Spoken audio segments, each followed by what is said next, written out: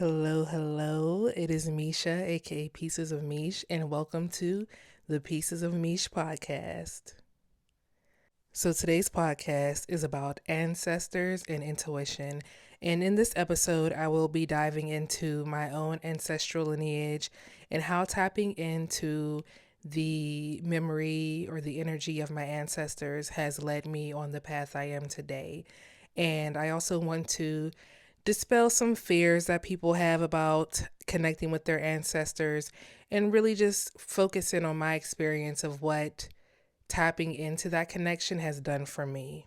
I want to use this time to delve into the concept of ancestral lineage and the collective wisdom and experiences that are passed down through generations. And in my experience, I would say that my practice of farming, gardening, and my practice of healing have all been passed down to me through my ancestral lineage. Now, in this episode, I will not be talking about how to venerate your ancestors or give you tools and whatnot. I will offer how I tap into my ancestors, but I know according to different, religions or customs, there's a certain way you are supposed to do these things. And I don't do anything. I don't do anything any type of way. I do things that come to me intuitively and I go from there. I understand that most religions and customs have rules. I don't follow rules. I just do what I feel. So most of my ways of tapping into my ancestral lineage, connecting with my ancestors is intuitive. But before I get too deep into today's topic, I did want to speak on some things that can hopefully dispel any fears people have around tapping into their ancestral lineage and connecting with their ancestors. About me sharing my stories in this podcast, you will hear me refer to myself as a PK or talk about how I grew up in the church because that is important to my journey. It is a part of the makeup of who I am today and where I come from. It is a part of my ancestral lineage. So it is going to be a big part of the stories that I share here today. With that being said, I do want to take a moment to hopefully dispel or alleviate any fears people may have about tapping in with their ancestors because, growing up Christian, growing up religious, it wasn't something that we did in my household.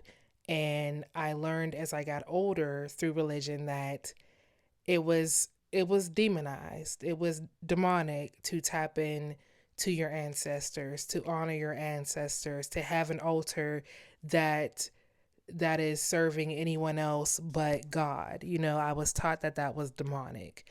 So tapping into my ancestral lineage was nothing that wasn't anything that I ever thought of because I was taught to stay away from it. As I've left organized religion and built up my own spirituality and my own spiritual customs that I follow, I do what feels right for me. And connecting with my ancestors feels right for me. And I had to look at it as a way, whereas, being Christian as a Christian, when I was a Christian, I don't identify as a Christian, but I do still hold some Christian ideals. But growing up Christian, we honored Jesus and God. And I don't want to ruffle any feathers with my point of view, but growing up Christian, we honored God and we had communion at church. And during communion, we are eating the body of Christ and drinking his blood. Now, if we can eat something that represents a body, and drink something that represents a blood of a person who is not directly tied to our ancestral lineage, why can't I put a can of Pepsi on the altar for my dad? You know what I mean? So it's just like I had to really look at things from an objective point of view to say, okay, I actually know my ancestors. I believe in Jesus. I believe in God, but I also believe in my ancestors. These are people who I know lived. These are people who I know I have come from. They are due the same respect that I give. I'm not putting them on a pedestal, I'm not worshiping them the way I worship God, but they are due a level of respect because the gifts that they have passed down through generations and generations, I've been able to tap into. And I need a way to thank them for that, to thank them for the knowledge and the wisdom that they've passed down through their DNA to me. And it can be a tricky thing to talk about because I just saw a TikTok the other day where a girl said, if you see a dead relative in your dream, that's a demon. And my heart just started hurting because the fact that you can look at your ancestor and refer to them as a demon. Now, do I believe that demons can show up in many forms? Of course. The tool of the enemy is to trick you. So yeah, of course, if a demon's going to show up, it's going to show up in a familiar face. But that's where you have discernment and intuition to know that if a loved one is showing up for you and to you, that is in fact your loved one. Not to get all spooky ooky, but I've been seeing dead people since I was a child, okay, in my dreams. Not to get all spooky. And not once have I ever felt like any of these people were here to harm me. And as I've gotten older and gotten more control over my dream state, I know when I'm being visited by a malevolent spirit and when I'm being visited by a loved one. And I'm not going to sit here and say that some things that you see in your dream state are not scary. I've seen scary things, but I move through life with a mindset that most things that come to me are sent from God, are sent from a higher power that I believe in that is guiding me through this life. And I believe I'm protected. I do genuinely believe I'm protected. So when things come to me in dreams or visions, at the end of the day, whether good or bad, they are showing me a message. They are trying to show me something that I'm not seeing in the waking world. So it is my hope that if you do have a fear surrounding connecting with your ancestors, that my stories can help alleviate some of that fear. Coming from someone who also carried that fear for a long time, I'm going to share with you some examples of how I've connected with my ancestors and how my direct connection to my ancestral lineage has led me to farming, has led me to gardening, has led me to yoga, has led me to becoming the healer that has been passed down from my father, from my grandparents, from my ancestral lineage. So let's get into that. So, I have plenty of stories that I can share about tapping into ancestral wisdom, but I think I'll just share the most relevant ones for what I'm trying to convey right now or get the listener to understand. And most times when I do connect with my ancestors, it is through dreams and meditation. But more recently, and I'll share this story because I just shared it in a YouTube short the other day, but this was just on the 13th. So I'm recording this on the 14th and it should be posted on the 15th. But January 13th, I woke up and I was at my computer working on this very episode, getting my notes together. And my ancestor altar sits right next to my desk. And I have, some people on there. I only put ancestors on there if I feel, one, if they show up to me in a dream, two, if they show up to me in a meditation. So that is the only way I put them on my altar because that feels like they're giving me permission to say, hey, Misha, we bang with you, let's go, let's get this work done. So I have my Great Aunt Thelma on my altar, and my Great Aunt Thelma is my maternal aunt. So this is my grandmother's sister, one of my grandmother's older sisters. And I don't know much about my Great Aunt Thelma. I'm learning more about her as I get older. But my memory, the only real memory I have of my Great Aunt Thelma was when my grandmother passed. And she came in the front door looking just like my grandma. She looked just like my grandma. And she came in the front door to our house. This was the day of my grandmother's funeral. And she had this white fur coat on. And she looked at me and she said, "My little apple girl." And I was like, "What?" And she was like, "My little apple girl." And I said, "What does that mean?" And she said, "When you were little, I have a picture of you at my house and you had an apple that fell off the apple tree and you're just holding an apple in your hand. You're my little apple girl."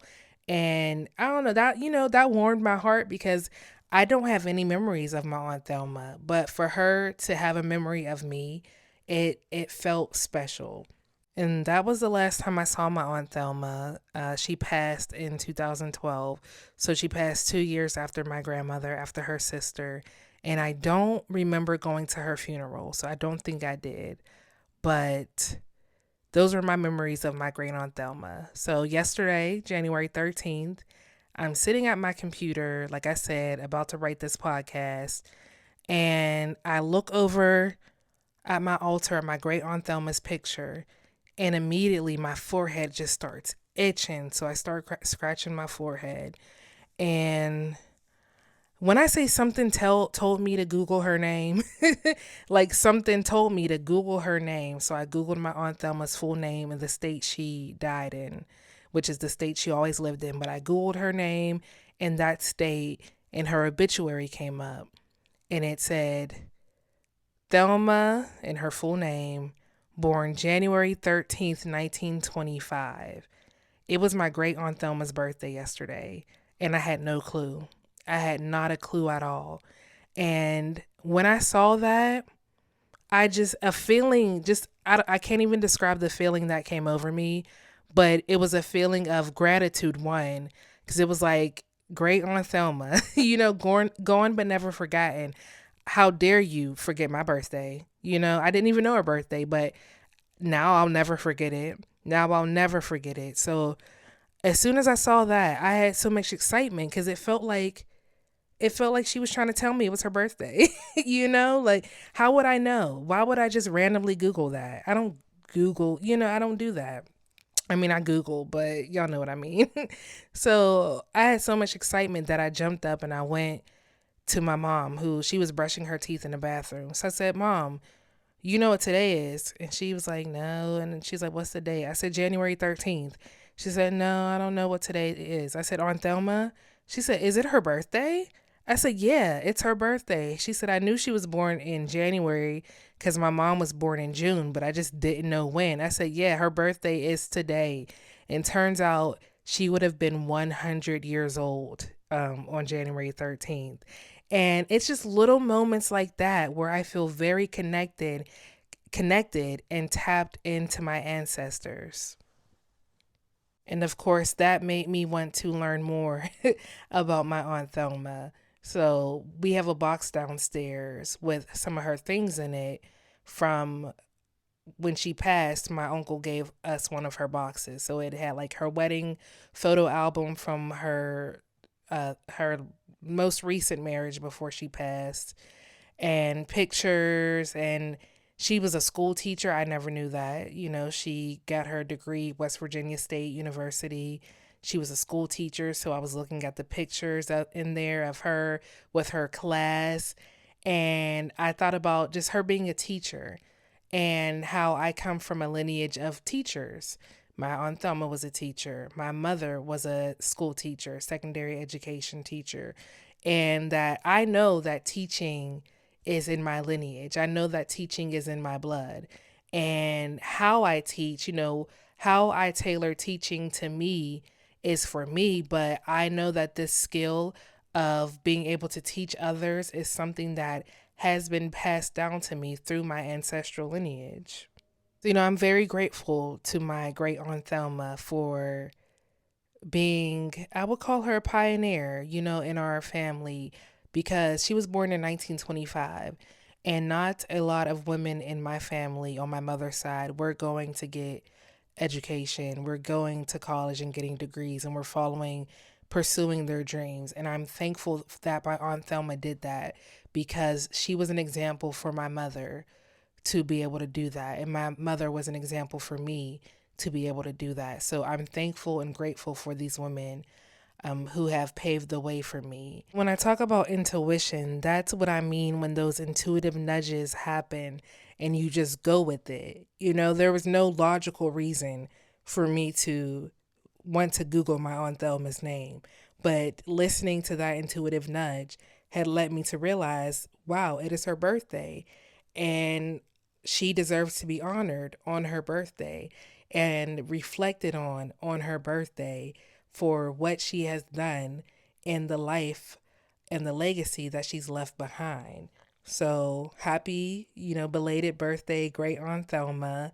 I'm so grateful to the legacy that you have left and the influence that you have had on my life.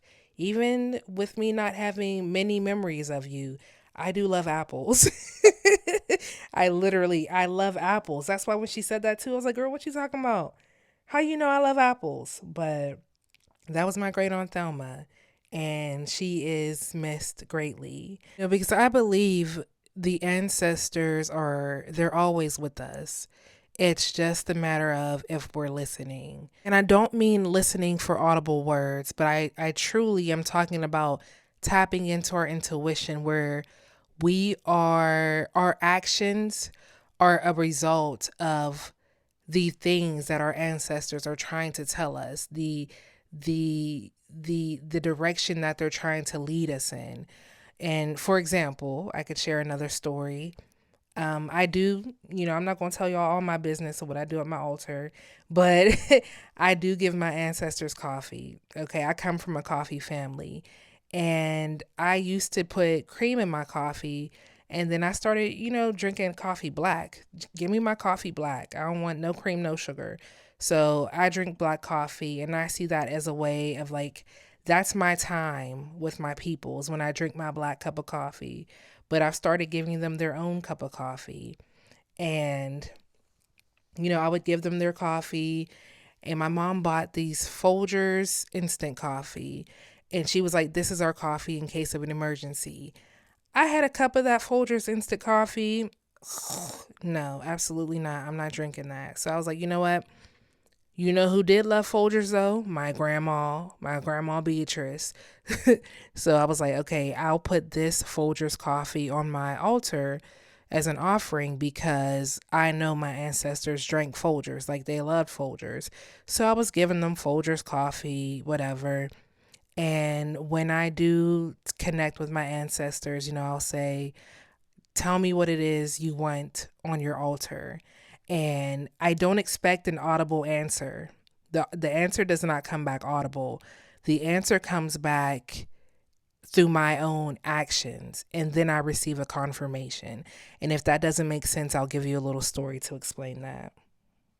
So the one day, like any day, I've just gotten out of prayer and meditation. And after that, I asked my ancestors, what is it you want from me? What would you like me to put on your altar? And then I go about my day and I wait for the confirmation to know that what I'm giving them or what they want is exactly what they want. I wait for the confirmation. So I went to the grocery store one day, Giant Eagle, and I wanted to get some coffee, but I wanted beans. And because I love coffee, but I'm learning more about coffee, and of course I could have went somewhere better than Giant Eagle, but that's not what this is about. So I go to Giant Eagle to get some coffee, and of course there's a limited selection of coffee beans. Most of the coffee's already ground, but I'm learning that beans are more fresh than ground coffee. So I'm like, no, give me the beans and I'll grind my own beans up. So I'm looking at the beans. There's only a few selections of coffee with beans, and I see 8 o'clock coffee. So I'm like, okay, I'm gonna get this 8 o'clock coffee because these are beans. And the other brands, I don't know, they weren't calling to me. I just wanted the 8 o'clock. So I got the 8 o'clock, came home, ground it up, and my mom and I drink coffee every morning. So I go downstairs, I put on a pot of coffee, I get my cup, she gets her cup, we go about our day. So we finished that whole bag of 8 o'clock coffee. I don't know how long it took us to finish it, but we drank the coffee, we finished it. That was it. I go back to the grocery store to get some more 8 o'clock coffee, beans, not ground beans. I want beans, no beans, no beans at all. So I didn't get the coffee because I was like, no, I want 8 o'clock. You know, I was like, I don't want anything else. I want 8 o'clock. So I didn't get the coffee. I come home and we had K cups at home too. So I wasn't too worried about buying coffee because if all else fails, I could just have a K cup, whatever. But if I'm going to make it in the pot, I wanted it to be 8 o'clock. So I come home and my mom was like, sometimes we'll have a pot of coffee in the afternoon. Not all the time, but sometimes. So she was like, are you going to make some coffee? And I said, we have K cups. She said, oh, you didn't buy any more 8 o'clock? I said, no, they didn't have any more beans at the store. And she said, my dad loved 8 o'clock coffee. That's all he ever drank. And it was like, boom, confirmation. You know, I asked in my meditation, in my prayer, what do you all want from me? My pap said, stop giving me that Folgers. I want 8 o'clock. And my mom often serves as the confirmation for me when I'm doing things, offering things to my ancestors and finding things that they like. Like I like intuitively learning what they like because I can honestly just ask my mom, what kind of things did your dad like? What kind of foods did your mom like? What kind of, I can ask her these things. But it makes it more fun. And it makes it more of an experience to find these things out through my own intuition. So going to the grocery store, out of all of the coffee brands, I could have got anything, but intuitively, I got 8 o'clock. And I found out that 8 o'clock was the only coffee that my grandfather drank. So our intuition, it can serve as a powerful inner voice to provide a valuable insight and direction. And listening to that intuition can help strengthen our bond with our ancestors and also strengthen our purpose and what we're being led and called to do, which is why I'm very adamant on the fact that my journey towards farming and gardening and healing is something ancestral, mostly because how it has come almost natural to me as far as farming and gardening. I'm typically a humble person. I am. But I don't feel like I have to be humble when it comes to my gardening. Not anymore. Not anymore. I was at the beginning, but not anymore because I'm good at it. I'm very skilled at it. And I'm very skilled at it to only have done it 2 seasons and 1 season to have done it alone. And I don't brag and gloat on being able to do it alone because, that led me to being hospitalized at the end of the year because of just a lot of stress on my body. But what I will say is it is a skill that has been passed down through my DNA because I did not know that my grandmother, my mom's mom, grew flowers. I had no clue my grandma grew flowers. And my mom said, you don't remember grandma's tulips and peonies and all of those in the backyard? I said, Mom, I don't remember anything. And if I'm being very honest, the only flowers I've ever noticed were flowers at a grocery store. If people had gardens, I didn't notice them. I didn't notice anything because until I got into farming and gardening, I was very much living in autopilot, very much living in autopilot. And transitioning from working full time to working with the land has put me in the present moment and has allowed me to see the beauty that surrounds me constantly every day. Now I can be driving on the side of the road and I see the wild goldenrod growing and it doesn't look like weeds anymore. It looks like flowers. It looks like beauty. And I've talked about my dad on my YouTube channel and he is very much a big part of the person I am today.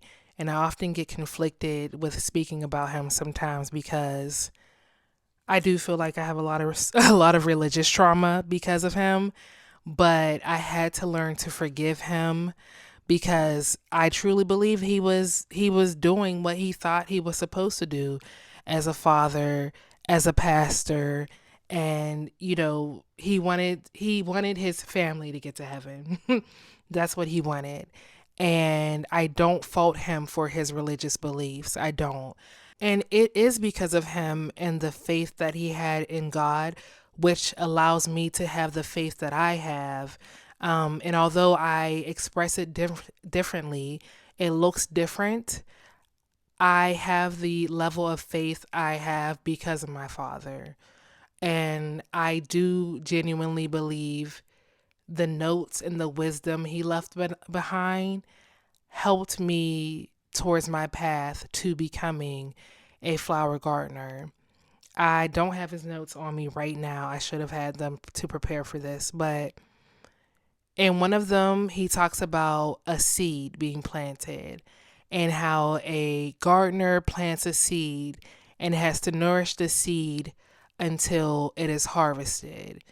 And for him, those were just notes. No, I won't say just notes, but for him, those were his notes for his sermon. But for me, my father was writing down a blueprint for the work that I was about to do, for the work that I was going to do 8 years after his passing, because I've been doing, it'll be 10 years this year since he passed. So 8 years after he passed, I had the notes for the work that I'm doing. I've already had the notes. This has already been talked about. And he may not have been talking directly about me, but he was talking about me in a way. So when I read these notes and when I see the things that my father was writing about and how applicable they are to my life, it feels like he has never gone anywhere. He's not here in the physical, but there are so many ways I can tap into his wisdom just from the notes that he left behind. And I do want to get deeper into speaking about my father and ancestral wisdom and connection and intuition, but I don't want to make these episodes very long either. So I think this is where I'm going to tap in today. So we'll call this part 1 for ancestors and wisdom. And in part 2, I'm going to dive deeper into my ancestral connection with my father and how ancestral wisdom has led me to farming, gardening, and healing. So stay tuned for part 2, and thank you so much for listening. This is Misha, aka Pieces of Meesh, and this was the Pieces of Meesh podcast.